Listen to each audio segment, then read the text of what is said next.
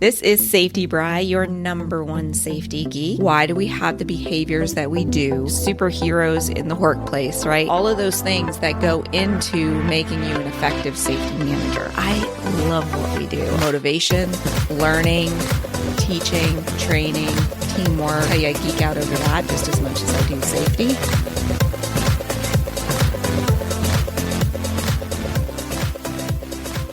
Hello, all my safety friends. This is Bri, your number one safety geek, and welcome to episode 11 of the Safety Geek podcast. I have a super meaty episode for you today. So make sure you're not multitasking. Make sure you are listening. This is some good stuff, and hopefully it gives you some better understanding about how safety behaviors are created, because we are going to be talking about how people learn, but not necessarily talking about how to teach adults. That's a whole nother topic, but I want you to have this understanding of how humans learn. And this is one of my favorite things I learned in psychology. This is kind of like the backbone of behavioral psychology. And the whole time, I took multiple classes on this, and the whole time all I kept thinking of is, this is behavior-based safety. This is how behavior-based safety works. This is freaking amazing. So when you have this understanding, it helps you do your job better. So what are we talking about? We are talking about operant and conditional learning. All right. So it's totally different than just, hey, we want to give positive reinforcement. It's about why positive reinforcement works. So we want to make sure that in our jobs, what we're doing is that we are changing behaviors, that we are making people practice safely on a regular basis, and that they're creating safe work habits, right? So that's what all of these things do. And when you apply this learning to safety, you're going to get a longer lasting change. And that's the important thing, because I can change somebody's behavior for a day or two, but getting them to change it because they want to change it, or getting them to change it for the rest of their life, that's a bit harder. And that's what we're going to be talking about today, is how you do that. So before we get started, make sure you have a notebook, make sure that you are ready, because like I said, it is a meaty topic. I'm going to jump right into it because we got a lot to talk about. We are going to start with how habits are formed and conditional learning. All right. So what habits are the way that you do things, right? It's things that you do without even thinking. These are things. So think about like when you get into a car, you automatically put your seatbelt on, because you've been doing it that way for so long. It's an automatic, right? Or brushing your teeth. That's a habit. That's like a habit that most people have. These are things you don't even think about. Your brain is so wired to do them that it doesn't take a lot of brain power. It doesn't use up your brain's resources to do them. Those are habits. Habits are not easily conditioned. So a lot of people try to say that it takes 21 days to build a habit, or it takes 90 days to build a habit. 6 months, I've heard too. I've heard so many different ones out there, and I call BS on all of them. Because if you are a parent and you have raised children and tried to get them to get the habit of brushing their teeth, you know darn well it takes a lot longer than 21 days. You hear me? It takes years. Years. So habits are not easily conditioned. So you have to be patient when you are trying to build safety habits. And a lot of it comes down to, when you're trying to drive a new habit, the complexity of the task, right? So if the task is really complex, it's going to take a lot longer for that habit to be formed. And it also depends upon how often it's done. So even if it's something that you just do irregularly or once in a while, it's not going to be as much of a habit. And what it's attached to, like when do you actually perform that habit? That's another thing that determines whether or not the habit will be created, as well as the motivation to do the habit and the reward you get from doing the habit. So what I want to talk about, and you guys have probably heard about this, conditional, I have it written down as conditional format, conditional learning. Conditional learning was first brought into popularity by Pavlov. And you guys probably have heard about Pavlov's dog, right? So the way that this experiment went was that Pavlov was actually studying digestive systems in animals, and he, surgically put in a way to test the salivation of the dog. And he was doing it so that way he could test the biological aspect of it. He was not testing whether or not I ring a bell, the dog salivates. That was actually something that he observed while he was doing his experiment. But that's what eventually happened. So he had to feed the dog, and whenever they were feeding the dog, this bell rang. And then he realized that every time the bell rang, the dog would salivate, even when there was no food there. So that's how he changed his focus from the biological to what's going on here? How are we conditioning this dog that he salivates every single time the bell rang? And then another thing they noticed is that the dog would start salivating when certain assistants would walk into the room, because those assistants were the ones that were providing the food.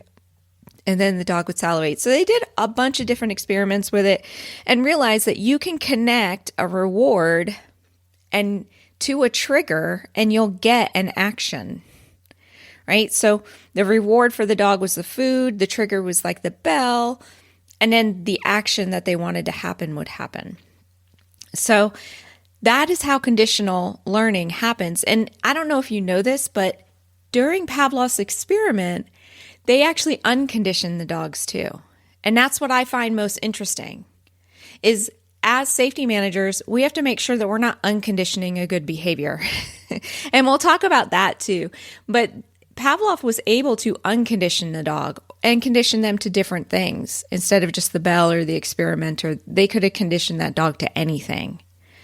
And that's interesting because we want to make sure that we're conditioning the right things. Now, I'm not saying that our employees are like dogs. I mean, that's not true. The human brain is much more complicated than the dog brain. But what is similar is that you and we want to build very good, safe habits, right? We want it to be that when somebody picks up a power tool, they don't feel comfortable operating that power tool without putting on safety glasses, right? That it should be an automatic. And the idea of operating that power tool without safety glasses is unheard of. Like, they would absolutely never do that. Those are conditional habits that you want to create within your workplace. Other things might be wearing the seatbelt when operating powered equipment, or not using a piece of equipment without doing a pre-inspection, or lifting properly, that they always bend their knees and keep their back and neck straight. All of those things, you can build conditional habits that go along with it. But you have to understand how to build habits. So a habit is formed when there is a trigger that creates an action, and then that action has a reward. So you have to have those three things. You have to have a trigger, which could be, I picked up the power tool, the action, putting on the safety glasses, and the reward being, I feel more secure using this power tool. Or the reward might be, I completed the job safely and I didn't get anything in my eyes. Or it could be that my boss noticed that I did it right and they complimented me. The problem comes is when there is no reward, then the habit can get unconditioned. Or if the reward comes with no action, you're breaking that conditioning as well. Right? So meaning, if the only reward of putting on the safety glasses is that the safety manager is going to notice and compliment them and give them positive reinforcement, that's not a good reward system. because there can be times that they use the power tool and put on their safety glasses and never get rewarded because the safety manager's not around or the supervisor's not around. So you have to link the reward to something that is internal to that person, something that they're going to get whether you're there or not, or a person is there or not, for it to become a habit and for it to be conditioned that way. So when you think about putting the seatbelt on, when I get into my car and I put on my seatbelt, I feel secure in the car. If I forget to put my seatbelt on, which has happened, your mind starts going crazy. You got a lot of things on your mind. You're getting in the car for something. You're putting stuff down. The kids are screaming, right? And you miss the seatbelt. And I start to move that car without my seatbelt on. I feel extremely uncomfortable. And that triggers me going, hey, what's wrong? There's something wrong. And I realize, oh my gosh, I forgot to put my seatbelt on. Right? So that's what you want to get. You want to have that internal feeling with your employees. You want your employees that when they get on that forklift and they don't put their seatbelt on, they feel uncomfortable. And when they put the seatbelt on, they feel secure and comfortable. So that's the goal. You don't want to just attach the reward every time to being complimented or being told they did a good job. And it can't be that, hey, I completed the job safely because I wore the PPE, because you can easily complete the job safely without wearing the PPE. This is why getting people to follow safety rules is so difficult, because they get the reward of getting the job done in a timely manner without getting hurt, with or without following safety policies. The safety policies are there because there's always a chance that they're going to get hurt or cause damage. And that risk, it's almost like the speeding that we've talked about before too, is, if we got a ticket every single time we went 1 mile over the speed limit, we would never speed in our cars. But we get the reward of driving faster without getting a ticket all the time, which is why speeding is such an issue. But most people know that there's a higher chance of you getting a ticket at 10 miles over the speed limit. So that's about where they keep their limit at, right? So anyway, so in order for you to get people to create these safety habits, what you need to express to them is the internal reward that they're getting from it, right? So if I want somebody to be lifting properly, I want to focus on the fact that when you lift properly, your body feels good. When you lift properly, at the end of the day, you're not as tired. If I'm talking about ergonomics, if you are not twisting while you're doing something, if you're looking straight onto your computer, how does your neck feel? I'm not going to focus on the fact that you're not going to get injured or good job, I'm glad to see you're doing it right. I'm going to focus on what is in it for them. How do they physically feel? Because that physical sensation of the endorphins that are released from doing exercise or the energy that you have, that is more of a motivating factor to develop a habit than anything else. You have to have this internal reward in order to develop that habit. Now, if you do an action enough, you can also build a habit, right? Whether you get a reward from it or not. So think about, and I'm sure you guys have done this, think about like you're driving in your car and you're on a certain road and you want to go to the grocery store, which means making a right-hand turn. But usually when you're on this road, you're going to work and you're making a left-hand turn. That's a habit because you've driven to work so much that your mind has a very quick channel to relate to, okay, we're in the car and we're on this road. We always turn right here. I don't want to think about it. We're just going to turn right or turn left, whatever it is, right? So we're going to turn left. I'm pointing to the left, but I'm saying right. It's so weird. All right, so we're going to turn left, and then you turn left and your mind is numb about what you're doing till all of a sudden you realize you've passed your turn and you're supposed to turn right to go to the grocery store. It's because you have done it so much that it has become a habit. So as safety managers, we can do this in the workplace. We can use positive reinforcement to get them to do the action multiple times over and over again to where it becomes a habit. Especially like if you have a job or if your facility has a job where they are doing the same action over and over again, you can teach them. Like lifting's a great one. Like if you have an order picker where all they do, I'm thinking like an Amazon warehouse type of situation where they're just picking product constantly, right? That's something they're doing over and over and over again. So if you stay on top of them and are reinforcing the right habits or the right actions, they will do them enough that it will become a habit. So they will gain that habit without that intrinsic motivation. But it is harder. They do have to do it a lot. But what we're talking about there is called operant learning. And operant learning is so freaking interesting. I love it. It is based on reinforcement. It is both positive and negative reinforcement. And they have actually studied whether you get better results with different kinds of reinforcement, whether positive or negative. And the studies that they did, and the ones that I read the most on, were with pigeons. But I promise you, they have taken B.F. Skinner's studies and have done them in the workplace as well. I just haven't read as many of those studies as I have about the ones with animals.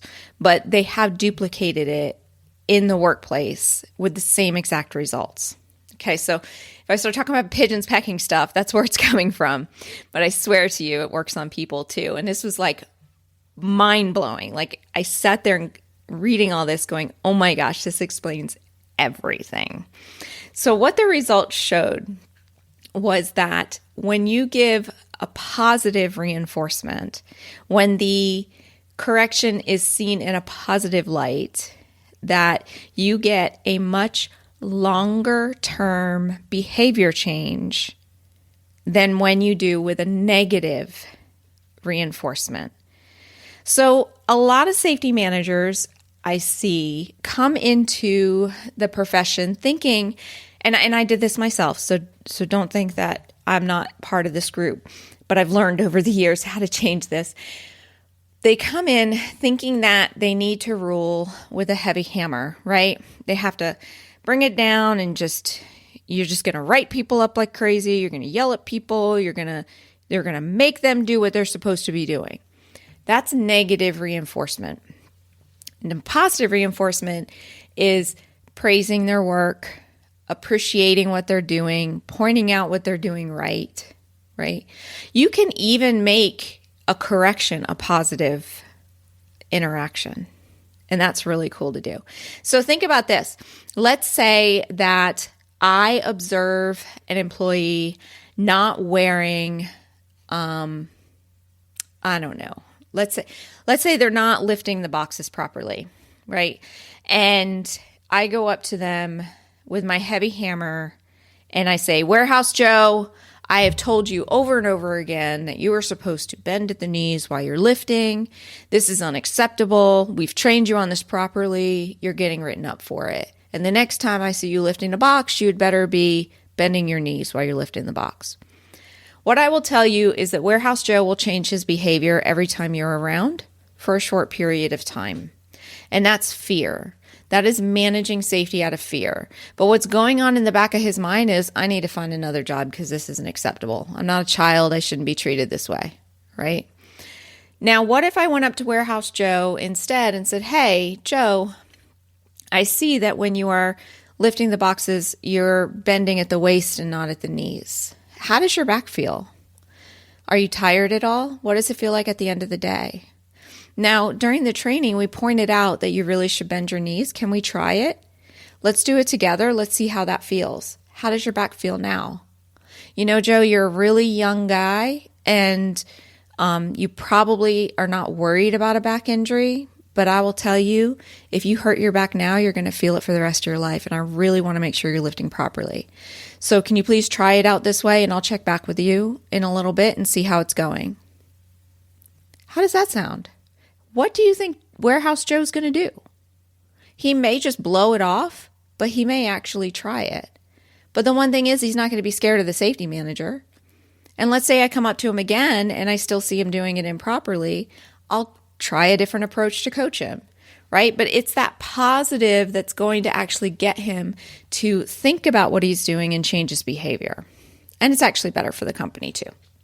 All right. So let me get back to your notes because I got off on a tangent there. I always do that.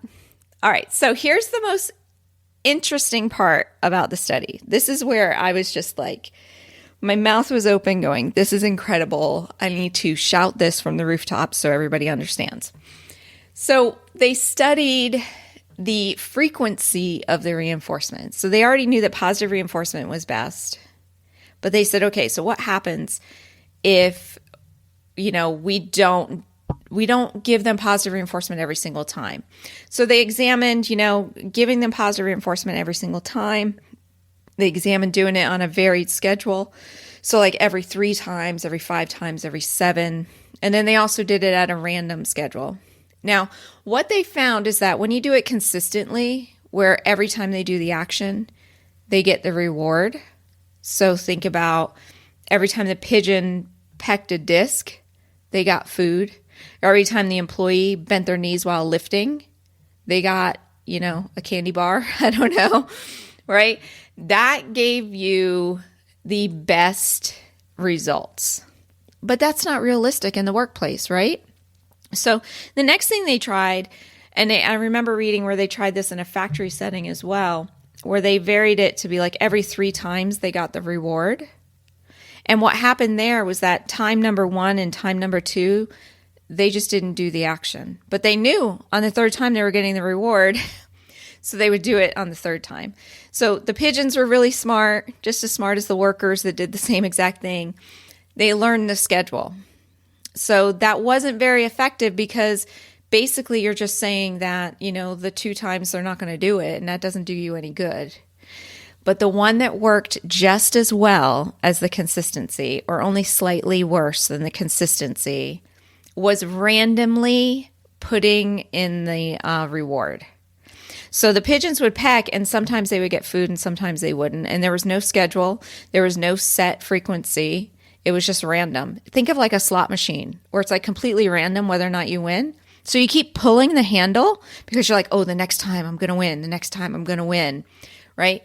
That actually created better results than the every 3 times you're going to win type of thing, or every 3 times you're going to get food. I don't think slot machines were ever on that kind of frequency. So when we are thinking about trying to change behaviors in safety, and we're trying to drive that habit of getting them to do the action, more frequently, we have to vary when we give the reward. So this may mean that occasionally you give out a reward for them doing a certain action. So if you think about it, if I'm a worker and I'm lifting a box and I know that sometimes when I lift the box correctly, somebody's going to notice, whether it's they're walking by or they see me on camera or something like that, and I'm going to get a reward, then I'm more than likely going to do that action as often as possible to hope that I get caught and I get the reward, right? So let's put this into context of an entire program. So let's say that you have a new program that you're putting out there and you are having trouble with your employees wearing their hearing protection. So, and this is always a struggle of getting them to wear their hearing protection, getting them to wear it correctly, right? So step 1 is you're going to train them. And during the training, you're going to really point out the benefits to them, right? Which the benefits to them of wearing hearing protection, it has to be an immediate benefit. It can't be like, 50 years down the road, you're still going to have hearing. Because I'll tell you, nobody listens to that because I spent my teenage years at concerts not listening to any of that, and now my hearing is crap. So anyway, so you're going to train them on the benefits and show them like, hey, when you go home at the end of the day, you're not going to have to turn your TV up so loud. Or when you go home at the end of the day, you're going to be able to hear, the kids when they're talking to you or anything like that. where if you don't wear your hearing protection, what happens is, the nerves in the ear go numb and you end up, not being able to hear as well later on in the day. So, and yes, it does affect your hearing, 20 years down the road and all that other good stuff. But they're not going to listen to that. They're only going to listen to what it benefits them today and right now. Okay. So even though hearing protection might be uncomfortable and it might be a pain to wear, right? You can work on that issue as well. They do make some form-fitting hearing protection. But if they focus on like, hey, I'm going to wear this so that tonight I can actually talk to my family and hear them, right? And then when you see them wearing it, have a question-based discussion. How do you feel? How is it put in? Do you have any questions about it? I really appreciate you wearing it. Why do we make sure that you wear it every day? You have a question-based discussion. And you focus on the hearing protection for a period of time consistently. So we're talking like do a whole blitz. Have every manager, every supervisor, every safety person, you're focusing on hearing protection for a week. And every time you see someone wearing it right, we're going to have a nice positive reinforcement every single time. So you're combining that consistency to really make sure you're enforcing it and that they understand it. And then what's going to happen is you're going to start spreading it out. So instead of giving positive reinforcement on it every day, maybe you'll do it every 3 days or just occasionally, or maybe just 3 people a day or something like that, until you get it to a really nice, just varied schedule where it becomes like an item in a hat that you pick out going, hey, I'm coaching on hearing protection today. And I would say that you want to at least coach on it once a quarter because you have to watch out for what is called extinction. All right. And we're not talking dinosaurs here. Extinction actually refers to when the habit gets reversed. So if you stop reinforcing the habit, it can get reversed. They can revert back to their bad habits. Studies show that this will happen until the habit is ingrained, right? Meaning like if someone has always worn their safety boots, right, their steel-toed boots, for 10 years, they're still going to wear them whether you're reinforcing that behavior or not. But if they're brand new at it, they're not going to do that. And just a little side note there about how people will do things when it really makes them feel good. I want to tell you a story about my son, which I know I've talked about him before. But my son has an ankle issue, and I'm sure it's work related, but there was no like one event that caused it. He just gets these ankle strains. And he normally wears Vans, which are skater shoes with no ankle support whatsoever. So he was having all of this ankle pain, and his dad said to him, why don't you try some work boots that have better ankle support? So he invested the money and he got himself some work boots, and it relieved his ankle pain so much that was all that he would wear for like 6 weeks. And then summertime came, and, work boots are kind of hot, and he wasn't required to wear them at work. He was just doing it for his ankle pain. And he reversed. He was just like, oh, my ankle's feeling good. I don't need to wear these anymore. So he did reverse that habit where he was always wearing them and he loved them, but he was like, oh, it's hot. So something else interfered with that habit. So he reverted back to wearing his skater shoes. And almost immediately, we're talking like within 2 or 3 days, his ankles started hurting again. So, and he won't go to the doctor. So don't even start that. That's just craziness. But anyway, now you never see him without his work boots because internally he doesn't need any outside motivators. He has an internal motivation because he knows that solves that problem. So you have to get your employees to do the same thing. Your employees have to feel the benefit of that safety habit that you are instilling in them. Okay? Alrighty, my friends. That was a lot for today. I hope you can hear my excitement about this topic because this is like one of my favorite things to talk about, mainly because it is behavior-based safety, but just that whole background and the psychology of it is just so interesting to me. So if this is interesting to you and you want to dive some deeper into this subject and others, I do have an amazing new idea book for you. and it is called The 5 Surprising Ways to Make Your Employees Crazy for Safety. And it takes a look at how habit building works and how to get people to recognize safety and to remember it and basically get them talking about safety.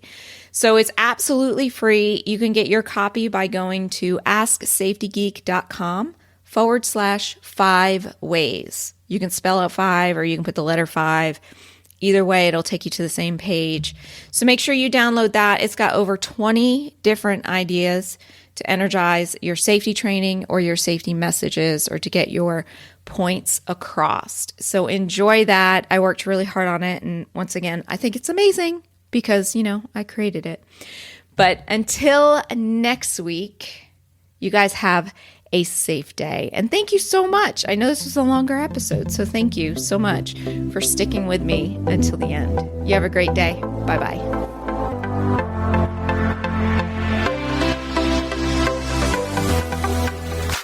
Check out the show notes and links for this week's show at www.asksafetygeek.com. If you like this podcast, be sure to subscribe on your favorite podcast app. There are occasional bonus episodes that I don't always advertise, and you won't want to miss them. Hey, one more favor. Leave a review on that app too. It helps others find the show. Thanks. I really appreciate it and can't wait to talk to you next week.